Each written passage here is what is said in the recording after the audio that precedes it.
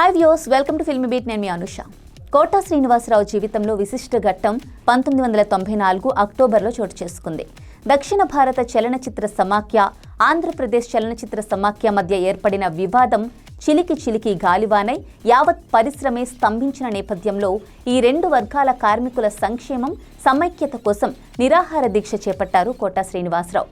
ఇది ఆయన జీవితంలోనే కాదు, సినిమా చరిత్రలోనూ విశిష్ట ఘట్టమే. ఆంధ్రప్రదేశ్ సినిమా పరిశ్రమ బలమేమిటో మద్రాసులోని ఫెఫ్సీకి తెలిపిన కీలక ఘట్టం అది. తెలుగు చిత్ర పరిశ్రమ ఆంధ్రప్రదేశ్లో స్థిరపడటానికి ఇకపై ఏం చేయాలో ఇటు ప్రభుత్వం, అటు పరిశ్రమ ఆలోచింపచేసేలా చేసిన సంఘటన అది. హీరోలందరూ కోట దీక్షా శిబిరానికి వచ్చి నిమ్మరసం తాగించి దీక్ష విరమింపచేశారు.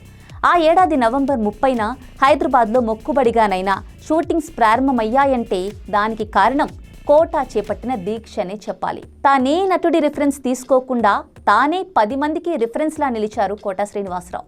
ఆయనకి సెంటిమెంట్స్ ఎక్కువ. మానవతా సంబంధమైన సెంటిమెంట్స్ని ఆయన ఎక్కువగా గౌరవించేవారు. 8 తన లక్కీ నెంబర్గా కోట చెప్తూ ఉండేవారు. తెలుగులో తన పేరు 8 అక్షరాలని, ఇంగ్లీష్లోని అక్షరాలు కూడినా 8 వస్తుందని చెప్పేవారు. తనకు ఎంతో పేరు తెచ్చిన ప్రతిఘటన చిత్రం విడుదల తేదీ, సంవత్సరం, నెల అన్నీ కూడితే 8 వస్తుందని, తానుండే రోడ్ నెంబర్ కూడా 8 అని ఆయన చెప్పేవారు. ఇది యాదృచ్ఛికంగా తనకు ఎదురవుతున్న నెంబర్ అని, అందువల్ల దాని మీద గౌరవం పెంచుకున్నానని కోట శ్రీనివాసరావు చెబుతుండేవారు.